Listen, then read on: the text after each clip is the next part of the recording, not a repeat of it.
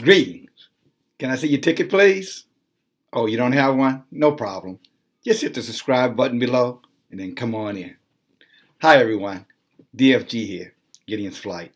Hey, guys, I just wanted to take a moment and just share some thoughts around President Trump's state of, I guess we would call that, I want to say state of emergency address, but I guess it wasn't really a emergency. I think it was more in terms of, I guess the appropriate way to say it was, the border crisis.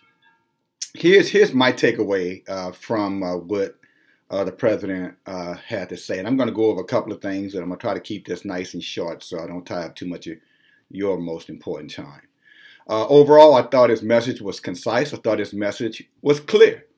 I thought that in relationship to why it is identified as a crisis, I think, that came out well, in his presentation. And I'm going to talk to these points, but I want to just go over this with you real quick.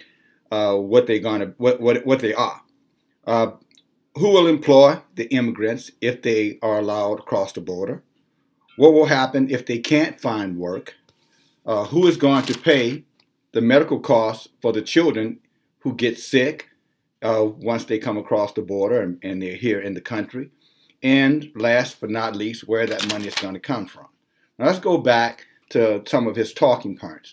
The two ethnic groups that he said would be impacted the most if we do not put up strict controls on the borders. He said they would be African Americans and Hispanics. What did he mean by that? What he was simply saying is that with the limited amount of resources that the country already has, to assist, those who are being impacted the most based off of, their economic situations. As we already know, blacks and Hispanics, and this is not crying wolf, this is just the fact. So babies, go sit down some damn where. Blacks and Hispanics, income-wise, are the absolute lowest, on the income ladder. The average income in the United States is about $56,000, $58,000 per year. Blacks and Hispanic average income somewhere sits between $25,000 and $28,000 a year. And that's family income, I might add. That's not household income. So as you can see, it's about 50% of what the majority, class, white Americans make. No, it is what it is. All right. So he's saying that whatever resources that we have in this country, those resources need to be utilized for the citizens who are already here, who are already struggling, in this country. When you start looking at, the poverty levels, the housing levels, the education, the schools in some of these communities, the crime issues in some of these communities, the drug-related issues in some of these communities, these communities where broken families because of the crack epidemic.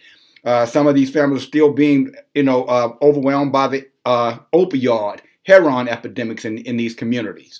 A lot of these families are broken families. And yes, we are responsible for how we treat our bodies. Nobody's making excuses for drug addicts. But at the same time, if you're not going to protect the border, well, we know probably 80% of the drugs come through that enter into this country. I think he came up with a number about 500 billion last night, illegal drugs coming in. Well, we know for a fact that a lot of those drugs are coming in from the southern border, from Mexico. So he's saying is that, although we have these crises inside of these communities, we need to be, taking care of our own here, right here. And we don't have the resources to take care of other people's problems from other countries. So and I don't disagree with that. It makes all the sense in the world to me. And I connected, the broken families, with a lot of these parents, or should be parents, who are incarcerated for drug offenses. And I'm not saying that they shouldn't be incarcerated, and I'm not saying that they should be incarcerated. I'm just simply stating the facts here. They are incarcerated, okay? And so when you start looking at these broken families and the resources that it's going to take to keep this cycle from continuing forward from repeating itself, then we have to have resources available to the inner city families and rural families who are struggling, with, a lot of these addictions, which relates right to poverty in more cases than not. All right. So that made sense to me when he spoke and said Hispanics and blacks would be the ones who would be impacted the most if we do not secure these borders. Now, he didn't talk as much about the sex trafficking as I hoped he would, but that is still going on, and that's another issue. And this is a global issue. $150 billion a year industry, talking about sex trafficking. And no, that's not just adults, that's sex trafficking children as well. And a lot of that's going on because of the limited resources that we have to be able to stop it at the border, as with drugs. And then the last piece I'll say with that, in relationship to to these issues, with the border, and I'm going to talk about gun smuggling. And we've heard all the stories how these kids in Chicago say they walk up to these box cars, and the box car is sitting open, and the box car is full of weapons, signaling them to take these weapons and obviously go out and perpetuate these crimes. Because we all understand that. Let's just use Chicago as an example city.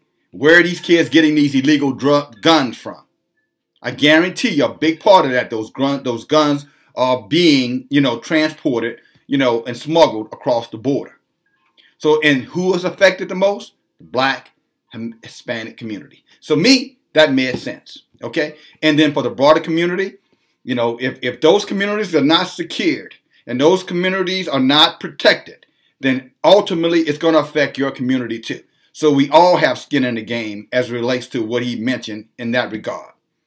All right. He also talked about some of these criminals who came across the border, killed, murdered, police officers, and raped, women, chopped up people. You follow me? So these are real issues, guys. And I know people, well, he's playing scare tactics. Well, it's not going to be scared if it happens to you.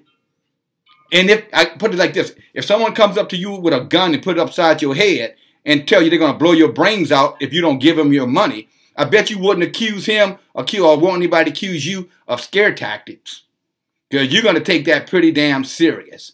So enough with this scare tactics foolishness. This is a reality.